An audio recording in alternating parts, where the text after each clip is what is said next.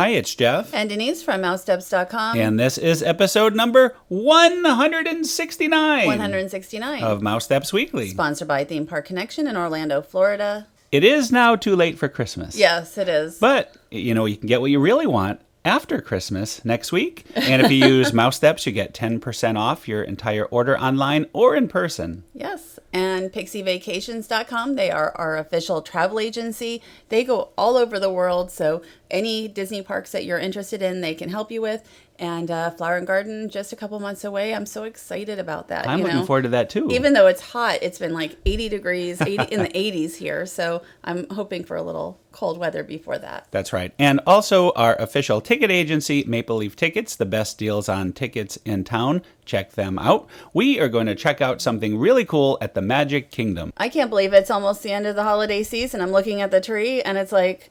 Yeah, we're recording this on Christmas Eve. Time is just going so fast. It really has. Today we're going to talk about the new Skipper Canteen, though, that recently opened at the Magic Kingdom in Adventureland. And we're going to start out talking about what they do at the very beginning of the day. These are the cast members, and they are singing the Adventurers Club induction song. Well, I mean, at least the day we were there, they did it. I don't know if it will be like...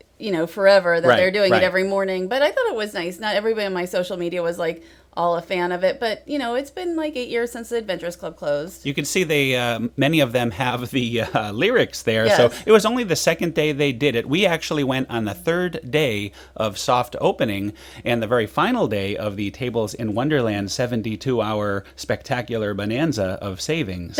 Because Tables in Wonderland wasn't being accepted the next day. So that was actually kind of funny because it's usually the other way. Oh, and we just saw Alberta Falls and Albert Falls, pictures of them up on the wall. So this is sort of the inside waiting area to go into the Skipper Canteen. And Alberta Falls is supposed to be his granddaughter, and she is like proprietor of this location. And you have the Dr. Albert Falls Memorial Award, and I'm sure those are all Imagineers. And you can see here something nice, a little tribute to the swan boats here. All sorts of little tributes everywhere, and there'll only be more. We were told that the Imagineers were not finished decorating at the time, so we'll definitely need to come back and see all the extra little bonuses. Yeah, I mean, just looking around, like even right now, looking at Rosita, these, I keep noticing, little things that maybe I didn't notice the first time. A lot of them I did, but not everything. That's right. There's Ginger Snaps, yes. Of course. And we're going to take a look at all the rooms. First, though, the mess hall, they call it. And this is the main dining room. And the first thing that I noticed when I walked in here were these 3 doors up above. And I'm like, oh, well, that's interesting. And then you notice Skipper Mark, and that's for Mark Davis, who created sight gags for the original Jungle Cruise. Mm-hmm. Plus, he did like the elephant pool. Then you have Harper Goff, and he did quite a bit with it. And Bill Evans, who did the plants, the landscaping for the original Jungle Cruise. So I just thought that was very interesting. Like, again, first thing I noticed, because, all of a sudden you see these 3 lit doors above, and most guests will never notice this, probably. It's a great tribute. It's sort of like their window on Main Street, but yes. It's doors in the veranda, former veranda. So that was really awesome. I should mention Bill Evans, Imagineering legend. All of them Imagineering legend. So pretty incredible. I thought it was, anytime they sort of do tributes, anytime you see names, there's usually a reason for it. And a lot of tributes here. So you're right. This is the main dining area. This is where the Adventureland Veranda, the former restaurant that opened in 1971, closed in 94. That's where it was, just this one area. These added rooms are new, and we're going to take a tour of those rooms right now. Here's the first room. This is probably our favorite room. And you're going through, it's like a little library here, and you can see some Fez hats, kind of like the Adventurers Club. And this exactly like those are Adventurers Club hats. They didn't know if they were real. Now they actually are listed there. Oh, are they? Because I have not seen that. This is the Society for Explorers and Adventurers room, which is where we dined. And this is supposed to be like Albert Falls's. It was their home, and now it's open for guests to dine in. Right. It's sort of it's known as the secret room, although it's not that secret because the bookcase is always open. And you could see some nods to the Adventurers Club with the masks we just saw, everything, the decor. This is probably my favorite room, but I like the Tiki Bird room also. Right, I like that room also. But I was just mentioning about it's Alberta Falls this is like her house now, where it used to be Albert Falls' house. And this was supposed to be one of the rooms in the home, which was, again, the secret meeting room. So they're, inviting guests to dine in here. I believe this was Albert Falls' supposed to be his dining area, his special dining area. His butterfly collection, perhaps? Yes, that too, but they're real butterflies. I had read, or they told us they were real butterflies. I'm learning a lot from you right now. You have found out some interesting... you have to read her letter. If you read Alberta Falls' letter, you learn a lot about what this is supposed to be. Now, this table is a very prized place to be.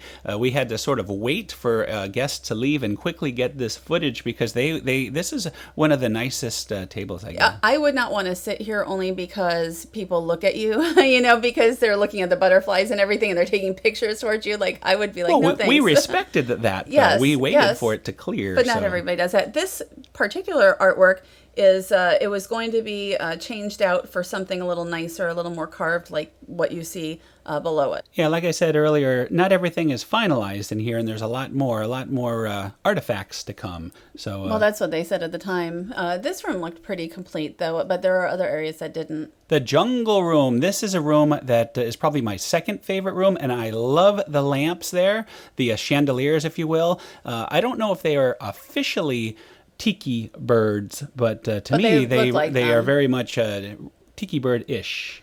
Tiki bird-ish. It's a very nice, again, all these rooms are different. I'd certainly want to dine in here next time. Well, one of those two rooms is like, because it feels like it's not in the Magic Kingdom. Like the mess hall sort of still reminds me of being in a theme park, where these two rooms really don't. So that's why I like them so much. Didn't it kind of remind you of the restaurant in Animal Kingdom? I mentioned that it did. I said that, it kind of reminds me of Yak and Yeti, especially these two rooms. So, if you like dining in Yak and Yeti, you like the uniqueness of it. This is where I would dine in the Magic Kingdom just for the decor. And you can see in the background there are jungle pictures, jungle motif. You have carvings, things of that nature. So it truly is the Jungle Room. You can't really see outside. I think they're frosted. Frosted windows. So yes. We did get asked about that, if there was any outside window, if you could see outside. And the menu is a lot of fun too. There's these great sketches, some artwork, kind of Jungle Cruise reminiscent. Well, they go throughout the menu, so you want to kind of pick up the pages because you'll see a little more. I guess we'll see that now. The point in the end. You have the point in the end drawing there. And we don't show it, but the dessert menu, if you turn the dessert menu over, it'll say the backside of menu. So I think that's a nice, that's how it is. And usually who you get, your I guess you could say your skipper. Yeah, that's Trader Sam. Your skipper does a lot of Jungle Cruise type humor, depending on who you get. A lot of puns and things with whatever you order. There seems to be a response to it. Right. But now the most important part, we're going to look at the food. I don't know if this is the most important part. I think the decor. You think the decor trumps the food? Yes, but it wasn't bad. The ambasha, I think it's called ambasha bread with honey.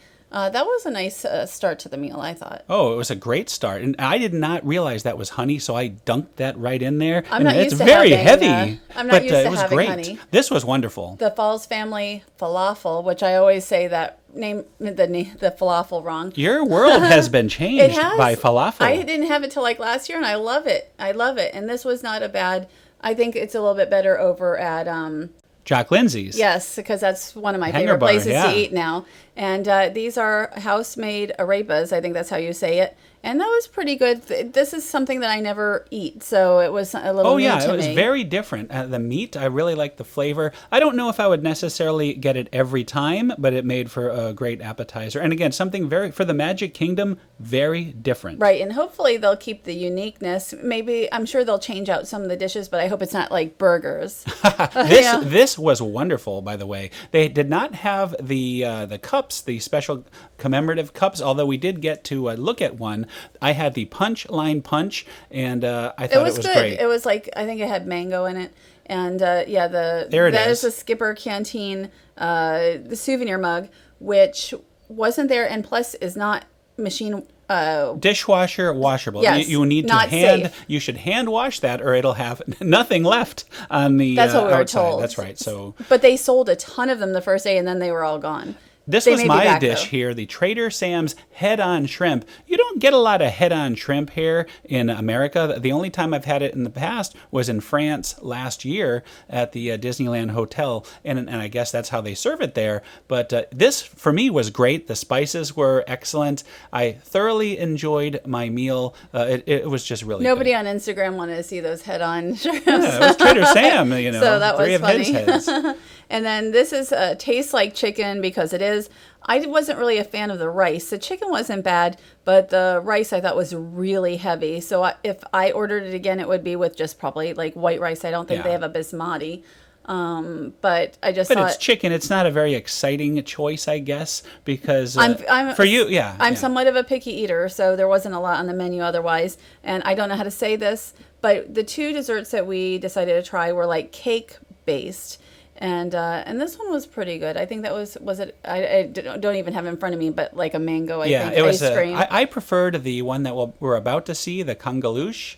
I am a chocolate fan. It's not really because of the name Kangaloosh. I just enjoyed this a little bit more. There's bananas in there too.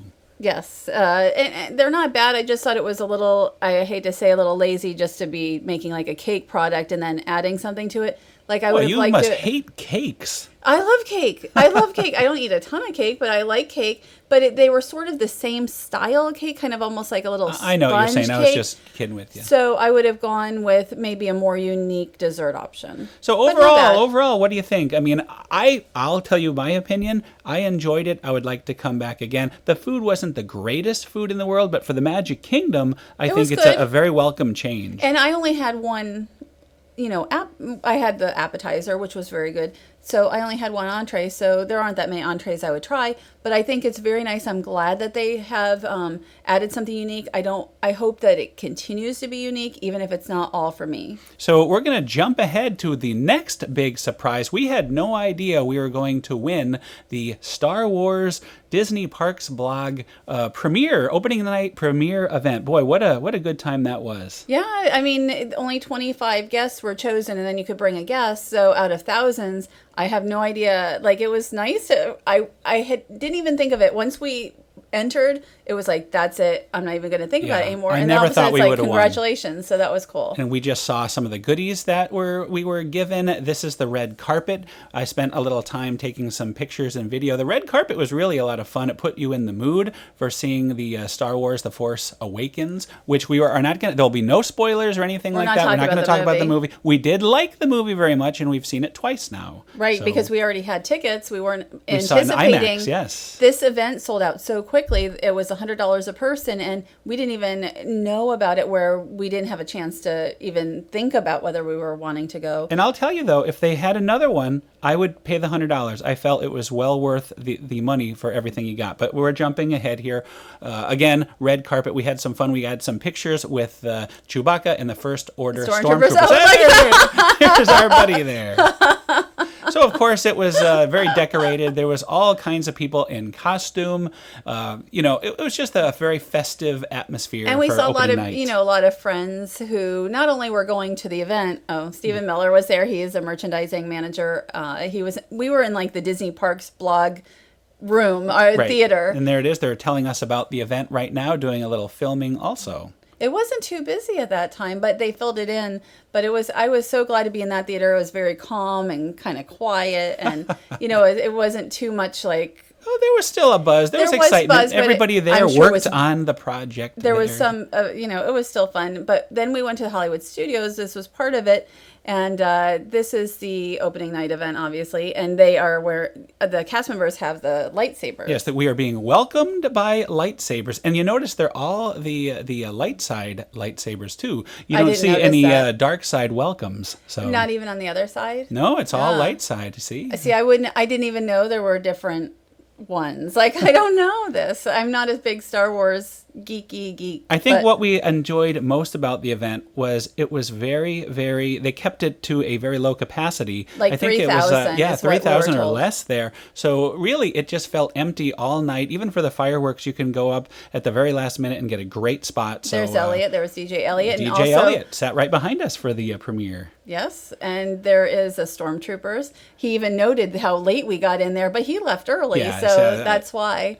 But you have the Stormtroopers up there, and they also had the captain Phasma. I'm sure we'll see that too in a little bit. And then the Disney Parks blog had a few little goodies for us, and you could choose like a cupcake, which is, all of these are sold during the day. So I ended up getting one that I knew I liked. I didn't get the BB-8 one. I got the BB-8 one. How was it? Very filling. And that candy, finish that's mine. sort of like a rock candy. It looks but like that, like It's chocolate. really good. I would get that. I would actually buy one of those. But it would have been better to split.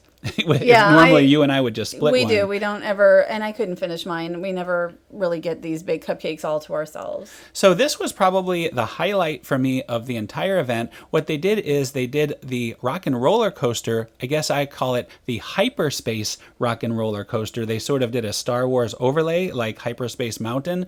As you walk in, they're keeping the music theme here, and they put all the Star Wars posters, the John Williams music conducted by John Williams there. So keeping it in the music theme. I wouldn't say overlay, though. It's not like if you go to California, I mean, they had the Space Mountain down for a little while so that they could change it. This was only for a 3-hour event, at least for now. I mean, you never know if they might change it later. For a 3-hour event, they did a good job. They did a great job. It was more the music. They added the music, but you're like going to a premiere. So everything that you see along the way is exactly as you would normally see it. And I know we've been asked this, and we'll answer it now. What about the pre-show? There is no Aerosmith. They didn't do another pre-show. They just had the lights on in that area, and you just kind of walked right through on your way to the premiere. The whole idea was, one of the Imagineers was there telling us, is you are going to the premiere of Star Wars The Force Awakens and you are running late. You have to take a stretch limo to get there, and you're going through Hollywood. So that's why, as we see from the ride through here, you're seeing all the Hollywood icons and everything. We did it. I did it 4 times because there was just no wait. So I recorded it from the front row and also from the middle, and I put up a little video. We'll link to that later, because right now you're just hearing us blabber.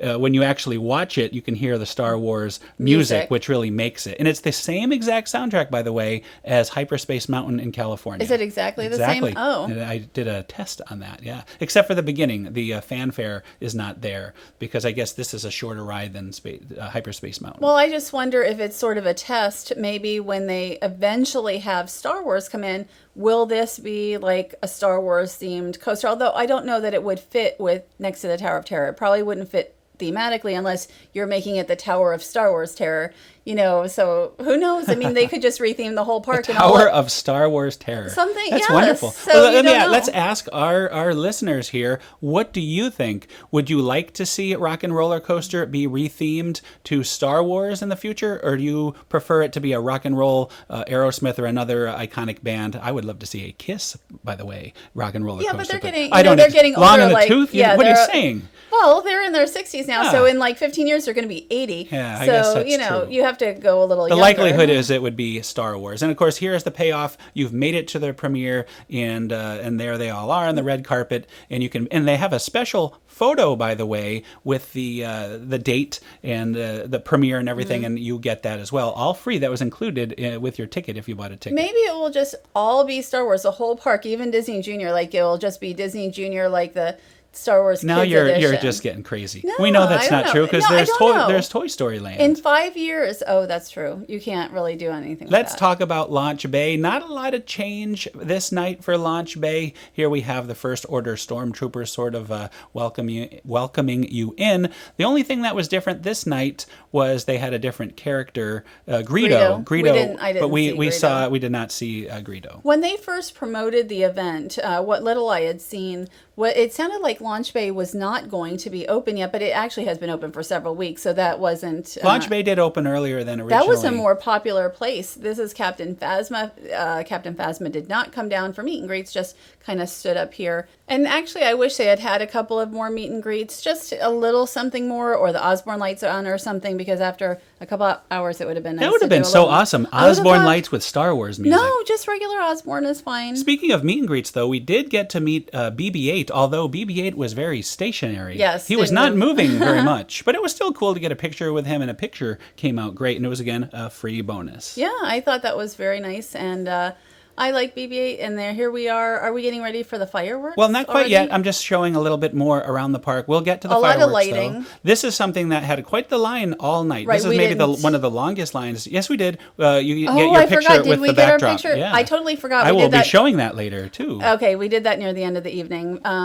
Actually, these lines were longer than Rock and Roller Coaster line. That one is the line I thought would be the longest. Now, this is for one night only. They had the First Order Stormtroopers and Captain Phasma kick off the fireworks. So it is time for the fireworks. It is time. Okay. It wasn't much of a delay to see the fireworks. And you can see he's going to shoot his gun there. And here we go. The fireworks are going to begin. They were spectacular. I think it's the best incarnation ever of the Star Wars fireworks. Well, I don't know if I thought it was the best. Symphony in the Stars. So is it still called Symphony in the Stars? Because I didn't Indeed. see that online. Yes. But the fireworks are phenomenal. We can usually hear them from the house every night at We midnight certainly or 11 can hear p.m. them at the house, yes. And this, for now, is nightly. I don't know for how long, probably for many months at least. There's not going to be so much going on in the studios pretty soon. You're going to have the Osborne lights go away and some other things go away as they're getting ready for Star Wars Land.